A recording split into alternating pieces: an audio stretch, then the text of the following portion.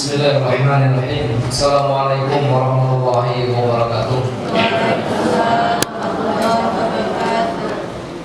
Alhamdulillah nahmaduhu wa nasta'inuhu wa nastaghfiruh wa na'udzu bihi min shururi anfusina wa sayyiati a'malina. May yahdihillahu fala mudilla lahu wa may yudlil fala hadiya lahu.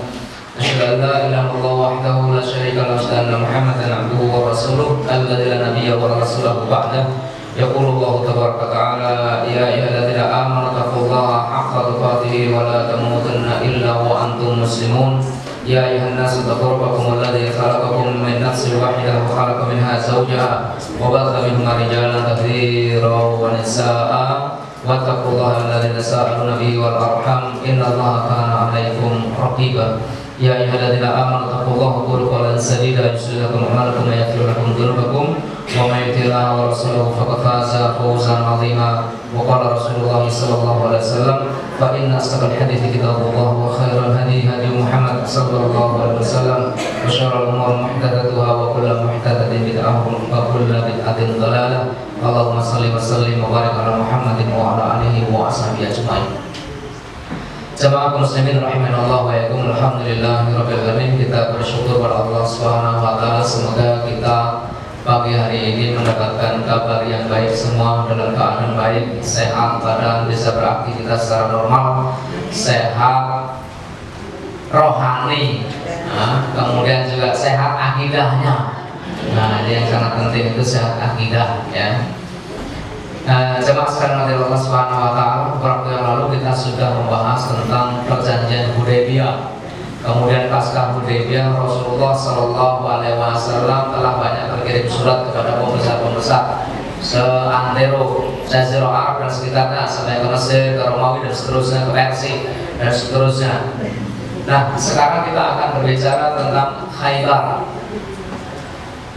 Jamaah sekalian dirahmati Allah Subhanahu wa taala, Khaybar ini merupakan sebuah kota besar dikelilingi tembok berbenteng dan taman-taman yang indah. Tempatnya bagus ya. Jarak dari Madinah kurang lebih 60 atau 80 mil. Berapa kilo itu? 120-an barangkali ya, sekitar itulah 130 atau 120 km utara ya. Jadi Madinah, kemudian ke utara ada Uhud, kemudian ke sana lagi ada Khaybar. Merupakan daerah yang ditempati oleh kaum Yahudi setelah diusir Rasulullah SAW dari Madinah. Ya, termasuk saja orang-orang Bani Nadir, ya, itu mereka itu ke sana, berpindah ke Khaybar sebagian mereka itu. Di sana mereka menyusun makar untuk melampiaskan dendamnya terhadap Rasulullah SAW. Ya, terlebih bagaimana ketika Bani Quraidah. Ya, apa kan Bapak Ibu, Bani Quraidah oleh kaum muslimin saat itu, seluruh laki-lakinya ya yang dewasa itu dibunuh pada saat itu. Nah, jemaah sekalian Allah Subhanahu wa taala, maka ini merupakan dendam. Orang-orang Yahudi itu menyimpan dendam yang sangat luar biasa. Apalagi mereka berkumpul membangun kekuatan yang cukup kuat di Khaybar ini ya. Khaybar pula yang dahulu juga ikut memprovokasi Bani Quraidah untuk melawan kaum muslimin, melakukan pengkhianatan ketika terjadi perang Khandaq atau perang Ahzab ya pada saat itu ya, sehingga akhirnya Bani Quraidah kemudian diusir pula.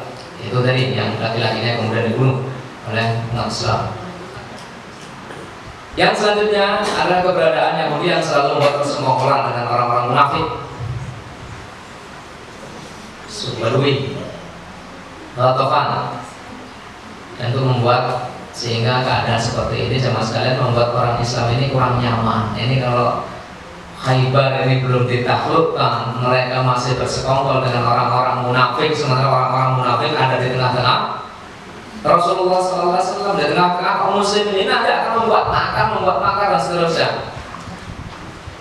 Kemudian mereka juga bersekongkolan dengan orang-orang Badui. Orang Badui kita kenal ya, orang-orang yang sangat kasar, kemudian biasanya melakukan perampokan ya. Kalau merompak di laut, kalau merampok di darat ya. Kalau bajak malah di udara ya. Ya. Kalau bajak di udara ya. Tapi kalau tempat saya bajak itu di sawah. Nah, dengan adanya perjanjian Hudaybiyah, yang adanya gencatan berapa tahun? Waduh, berapa tahun? 10. Ini 2 kali. 10. 10 tahun itu dimanfaatkan betul oleh Rasulullah SAW. Ini Khaybar harus ditaklukkan, orang musyrik tidak akan ikut serta yang dalam perjanjian itu. Jadi ini meringankan Rasulullah SAW dalam menyelesaikan persoalan-persoalan di Madinah dan sekitarnya. Luar biasa ya, jadi Rasulullah SAW memanfaatkan waktu itu. Maka Rasulullah SAW membuat rencana dan strategi yang cukup matang untuk memerangi Khaybar. Ini keberangkatan ke Khaybar. Sepulang dari Hudaybiyah pada bulan Dzulhijjah, Rasulullah SAW pada pertengahan atau pekan akhir Muharram berangkat ke Khaybar. Jadi jemaah sekalian, Rasulullah SAW sampai di Madinah itu bulan Dzulhijjah, ya kan? Ketika mau berangkat ke Mekah kemudian gagal karena kemudian sehingga menjadi menghasilkan sulh Hudaybiyah dari itu. Kemudian sebulan selama di Madinah, ya kurang lebih sebulan atau bahkan mungkin kurang. Kemudian Rasulullah SAW bersama para sahabat ini sudah menyiapkan untuk berperang lagi. Masya Allah, ini kehidupan Rasulullah SAW ya. Jadi umat Islam itu juga lekat dengan namanya jiwa militer, itu luar biasa. Kenapa perang? Karena memang kondisinya memerlukan itu, membutuhkan perang itu. Kalau nggak diperangi mereka akan diperang saat itu. Dan ini jemaah sekalian yang dirahmati oleh Allah Subhanahu wa Ta'ala. Sampai betul-betul kedaulatan umat Islam itu diakui oleh seantero dunia. Jemaah sekalian dirahmati Allah Subhanahu wa Ta'ala. Maka pada bulan Muharram beliau berangkat. Tahun berapa ini kira-kira? Tahun berapa Pak Bu? Hudaybiyah tahun berapa? Ya waktu itu saya belum lahir Pak Ustaz. Ya kita sama-sama belum lahir, jadi kita sama-sama belum ingat ya. Jadi kalau Hudaybiyah tahun 6 Hijriah, kemudian Khaybar tahun berapa Bapak Ibu? Tahun saya yang bilang tahun 11, ada yang tahun 7, tahun berapa lagi? Silahkan, nggak apa-apa kok, tahun 2017. Boleh. Ini cuma sekarang oleh Allah Subhanahu wa Ta'ala. Ini kan jaraknya cuma sebulan, ya kan? Cuma sebulan dari perjanjian Hudaybiyah kepulangan Rasulullah SAW ke Madinah, kurang lebih hanya 1 bulan saja itu. Kemudian Rasulullah SAW berangkat ke Haram pada bulan Muharram itu. Ini berapa tahun dari awal hijrahnya Rasulullah SAW? Coba ada yang tahu nggak? Kalau ada yang tahu boleh pulang nih. Nah. Berapa tahun dari awal hijrahnya Rasulullah SAW ke Madinah, dari Makkah ke Madinah? 6. Ya? Ada 6. Ada 7. Kenapa 6 Pak? Ini tahun 7 Pak? Awal tahun. Ya belum itu awal tahun. Bulan Januari 1 Januari itu belum 1 tahun. Ya kan gitu. Ya kurang lebih 6 tahun lah dari hijrahnya Rasulullah Sallallahu Alaihi Wasallam, atau 5 tahun setengahan ya. Baik, jamaah sekalian maka Allah Subhanahu Wa Taala. Kemudian Rasulullah SAW mengumumkan perang, bahwa saya persiapan untuk berperang dan yang boleh ikut adalah mereka yang khusus yang cinta pada jihad di jalan Allah Subhanahu Wa Taala. Yang tidak boleh. Nah, ternyata yang menyambut seruan Rasulullah SAW mereka adalah yang kemarin berangkat ke Hudaybiyah, yang melaksanakan bayatul ridwan. Bayatul ridwan. Bayat apa itu Bapak Ibu? Kenapa mereka sampai berbaiat di Hudaybiyah itu? Karena mendengar berita Utsman ibn Affan ditangkap kemudian dibunuh oleh orang-orang musyrik, maka mereka berbaiat istimewa, siap untuk mati pada saat itu. Masya Allah, pada saat itu mereka tidak persiapan untuk perang, tapi begitu mendengar satu saudaranya itu kemudian terbunuh, mendengar berita terbunuh, kemudian mereka semuanya berbaiat siap untuk mati. Masya Allah, ini umat Islam itu seperti itu. Kalau kita yang penting bukan di sini, makanya kita jangan macam-macam. Pengajian juga jangan sering-sering, sholat juga nggak usah 5 waktu lah, cukup maghrib aja lah. Jadi kita ini aman gitu. Ini berbahaya justru yang seperti ini ya. Nah, jamaah sekalian oleh Allah Subhanahu wa taala ya, diikuti oleh kurang lebih 1.400 pasukan. Semuanya adalah peserta Bai'atul Ridwan. Ini ada pasukan berkudanya kurang lebih 200 pasukan berkuda ya. Khaybar merupakan janji Allah Subhanahu wa taala bahwasanya Allah akan memberikan ghanimah yang sangat banyak. Wa atakumullahu maghanima katsirah ta'khudunaha fa'ajjala lakum hadhihi wa kaffa aydiyan nas ankum. Allah menjanjikan kepada kamu harta rampasan yang sangat banyak yang dapat kamu ambil. Maka disegerakannya harta rampasan ini untuk kamu. Nah, ini jamaah sekalian rahmati Allah Subhanahu wa taala. Ini janji Allah Subhanahu wa taala kepada orang-orang Islam. Allah menjanjikan bahwa di sana nanti akan ada harta rampasan yang sangat banyak. Allah la yukhliful mi'ad. Allah itu tidak akan menyalahi janji. Maka janji Allah Subhanahu wa taala kemudian terjadi sebagaimana yang terjadi pasca atau ketika terjadi perang Khaybar. Maka nanti menyusul perang-perang yang lain ya.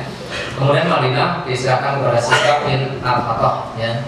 Nah, saat ini kemudian inilah keislamannya Abu Hurairah.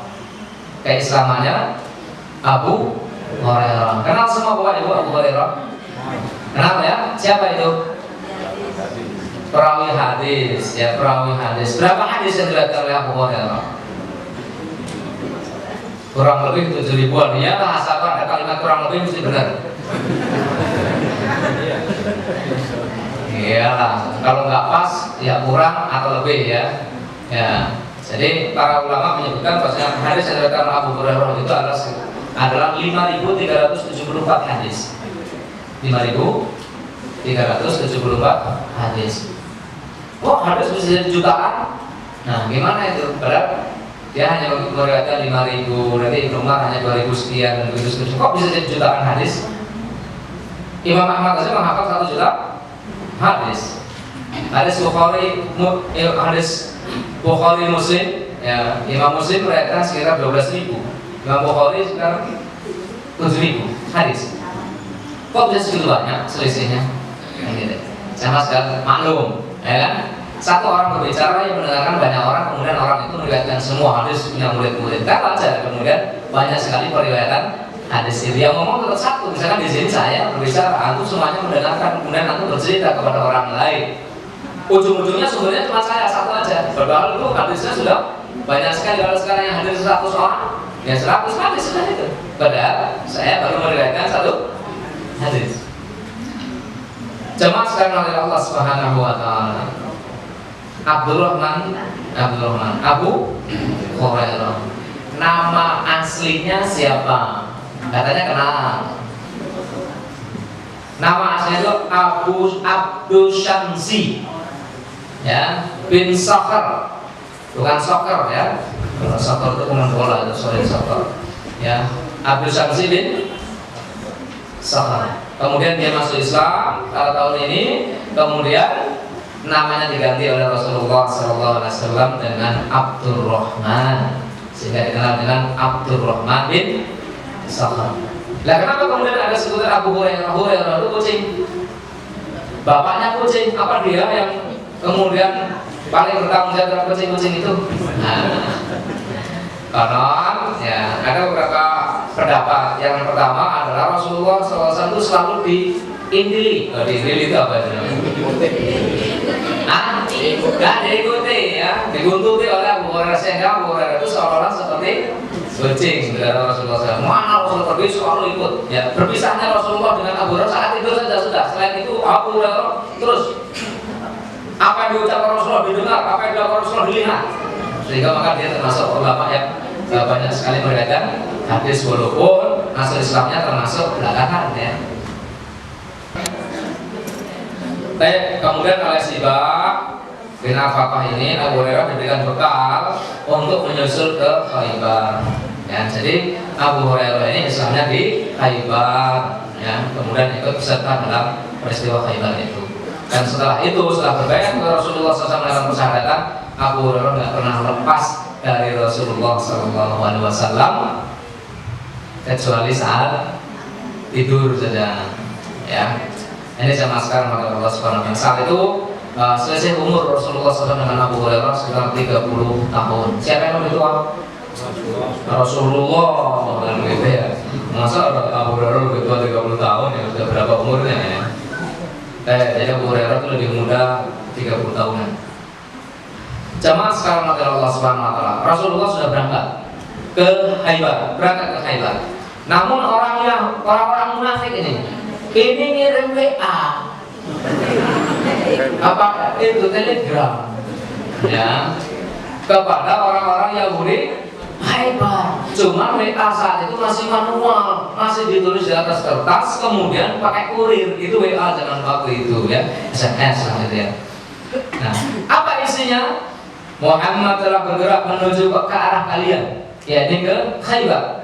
Berwaspadalah, siap-siaplah, namun tidak usah takut, jangan ketar. Fala tahzanu, nggak usah takut kalian itu, sebab persenjataan dan jumlah kalian lebih banyak, sementara Muhammad dan pasukannya jumlahnya sangat sedikit, dan begitu pula senjatanya sangat sedikit. Nah, cuma 1.400. Ini jemaah sekalian Allah Subhanahu Wa Taala. Ya. Maka Khaybar segera mengutus Kinanah bin Abdul Hakim. Ya, Kinanah bin Abdul Hakim itu termasuk pembesar Khaybar ya, untuk menemui suku Ghatafan, ya, untuk meminta bantuan, dan mereka menjanjikan kalau kami menang maka separuh panenan kami, pertanian kami berikan kepada suku Ghatafan. Maka suku Ghatafan pun menerima dengan persyaratan tersebut. Dan beliau Shallallahu Alaihi Wasallam berangkat ke Khaybar melalui Gunung Mesir, lalu ke Sahba, kemudian beristirahat di lembah Ar-Raji. Ya, ini kurang lebih ditempuh dalam waktu sehari semalam kalau dari Ar-Raji ke Khaybar. Nah, di saat yang sama suku Ghatafan ini juga sudah berangkat meninggalkan kampungnya. Namun ternyata pasukan Ghatafan ini kemudian mendengar kegaduhan yang ada di kampungnya itu. Ada ibu-ibu berteriak dan seterusnya. Dia kira itu bahwa Muhammad justru bermanuver menyerang mereka itu. Maka akhirnya mereka berbalik, dan akhirnya suku Ghatafan tidak jadi berangkat, membatalkan untuk berangkat ke Khaybar. Padahal Rasulullah SAW tidak kemana-mana. Rasulullah SAW tetap menuju ke Khaybar. Tetapi Rasulullah SAW menuju Khaybar ini melalui arah Syam, arah utara. Supaya apa? Supaya bisa berpapasan dengan suku Ghatafan. Justru seperti itu. Jadi Rasulullah SAW mengambil jalan yang kira-kira nanti bisa berpapasan dengan suku Ghatafan, sehingga kalau bertemu dengan suku Ghatafan tidak ada orang-orang Khaybar. Hanya Ghatafan belum menyatu dengan Khaybar, jadi bisa dihabisi satu-satu. Ghatafan dulu selesai, baru kemudian Khaybar. Nah, ini strateginya Rasulullah SAW betul-betul Ghatafan membantu. Maka justru jalan yang ditempuh Rasulullah SAW itu adalah jalan yang akan dilewati oleh orang-orang Ghatafan. Kalau kita gimana Pak? Jangan sana, itu nanti ada itu kok sana. Lihat sini aja.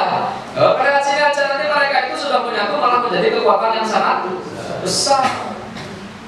Ini strategi Rasulullah Sallallahu Alaihi Wasallam. Namun kata Allah, ya, Ghatafan kemudian tidak jadi berangkat. Ya, mereka sudah berangkat, tapi kemudian kembali lagi mengurungkan niatnya dan tidak berangkat. Ya. Rasulullah SAW dipandu oleh Husail melalui jalan Marhab. Ya. Jalan itu banyak, ada beberapa jalan, di antara adalah jalan Huzn, ya, kemudian ada jalan Marhab, ya, dan ada jalan-jalan yang lain. Jadi nama-nama jalan itu sudah ada di masa Rasulullah Sallallahu Alaihi Wasallam. Jadi kita ikut-ikutan ngasih nama jalan, ya. Nama jalan itu di masa Rasulullah itu juga sudah ada. Baik, maka ini kita kenal juga sebagai tokohnya Khaybar itu, ya. Beliau menuju Khaybar dari arah utara, itu tadi niatnya supaya bisa berpapasan mencegat pasukan dari Ghatafan. Sekarang masuk perbatasan Khaybar. Rasulullah SAW telah memasuki perbatasan Khaybar, namun tanpa sepengetahuan orang-orang Khaybar sendiri. Pada pagi hari, ini kebiasaan orang-orang Khaybar, ketika mereka akan melakukan pekerjaan, mereka sudah bawa sekop, bawa ini ya, karena mereka juga bercocok tanam dan seterusnya. Rupanya mereka pagi-pagi mengetahui ada pasukan, maka segera mereka itu kembali ya dengan berlari. Bahasa Inggrisnya itu sifat kuping. Apa sifat kuping ya? Ya, berlari pokoknya sekencang-kencangnya, kemudian untuk memberitahu kepada kawan-kawannya ya. Ini jemaah sekalian mati Allah Subhanahu wa taala, ini Muhammad bersama pasukan ya. Mereka berteriak-teriak bahwa Muhammad telah datang bersama pasukan. Ini jemaah sekalian mati Allah Subhanahu wa taala. Maka Rasulullah sallallahu alaihi wasallam bersabda, Allahu Akbar, binasalah Khaybar, binasalah Khaybar. Sesungguhnya jika kami datang di tempat musuh, maka hancurlah kaum tersebut ya. Kemudian kaum muslimin dan ini kemudian segera menyerang ya. Perintah Rasulullah SAW setelah selesai sholat subuh tentunya ya, mereka menyerang dan mengepung benteng-benteng Yahudi. Tetapi pas sebagian sahabat ya, pembawa gerai perang tidak berhasil menguasai benteng mereka ya, hingga Rasulullah SAW bersabda ya, sampai sore mereka nggak bisa menguasai benteng-benteng mereka. Memang bentengnya itu benteng yang sangat kokoh kuat dan itu berlapis. Benteng-benteng yang induknya saja itu ada 8 lapis ya, ada 8 lapis. Itu kan sangat luar biasa itu mereka.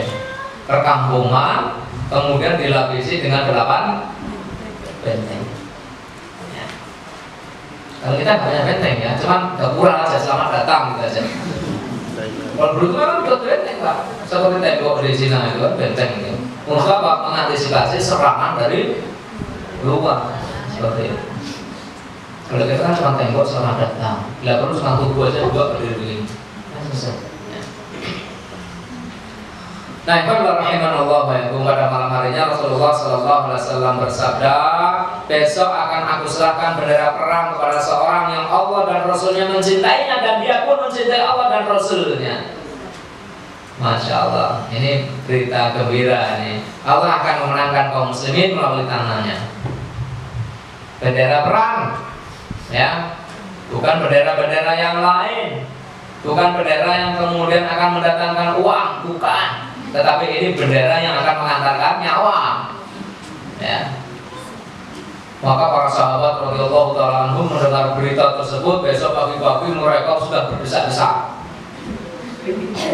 Pokoknya masing-masing ingin dipilih untuk menjadi pembawa bendera itu. Masya Allah, ini luar biasa, ini jiwa pahlawan Rasulullah, para sahabat radhiyallahu, jiwa militernya para sahabat radhiyallahu ta'ala anhum itu seperti itu. Bahkan mereka sampai saling untuk mencari perhatian Rasulullah SAW. Nongol-nongol begitu ya. Tapi nggak ada yang pura-pura tidur. Nggak kepilih. Tidur kok jadi panglima, ya nggak kepilih ya. Nah ini jemaah sekalian mati Allah Subhanahu wa taala ya. Bahkan sampai Umar bin Khattab saya mengatakan, belum pernah saya menginginkan sebuah kebesaran kecuali dalam Khaybar. Artinya belum pernah saya menginginkan supaya saya dikasih amanah yang besar ini kecuali dalam Khaybar. Apa sih yang menarik sehingga orang berebut kalimat Allah dan Rasulnya mencintainya, dia pun mencintai Allah dan Rasulnya, dan Allah akan memenangkan melalui tangannya. Oh, luar biasa. Kemudian dilihat semuanya, ini udah pada datang semua belum? Udah katanya, mana Ali? Ali nggak ada, itu kan? Ali absen ya Rasulullah. Lah kenapa kok nggak ada di sini? Lagi sakit mata. Sekarang lagi, ya. Betul sakit mata betul. Ali itu lagi sakit mata. Panggil, suruh sini. Panggillah Ali itu ya, muatan lagi sakit gitu ya. Kemudian Rasulullah SAW diobati, tapi caranya jangan ditiru ya. Ini mujizat. Mujizat itu nggak bisa ditiru. Bagaimana Rasulullah SAW mengobati Ali? Diludahi matanya. Cuh, Nah, udah. Kemudian sembuh bahkan lebih sehat daripada sebelum sakit gitu, masya Allah. Silahkan nanti kalau ada sakit mata datang ke kantor, Ustaz, ini saya sakit mata, tolong ini. Insya Allah pulang ke rumah tambah mendul. Ya ini mujizat. Ya, pengobatan seperti ini agak tidak ditiru karena ini mujizat. Ya, rudanya Rasulullah itu obat sama sekalian. Rasulullah SAW itu selalu mengisi lisannya dengan zikir kepada Allah, kan gitu ya. Selalu berzikir, tidak pernah mengucapkan kalimat-kalimat yang tidak ada manfaatnya, tidak ada faedahnya.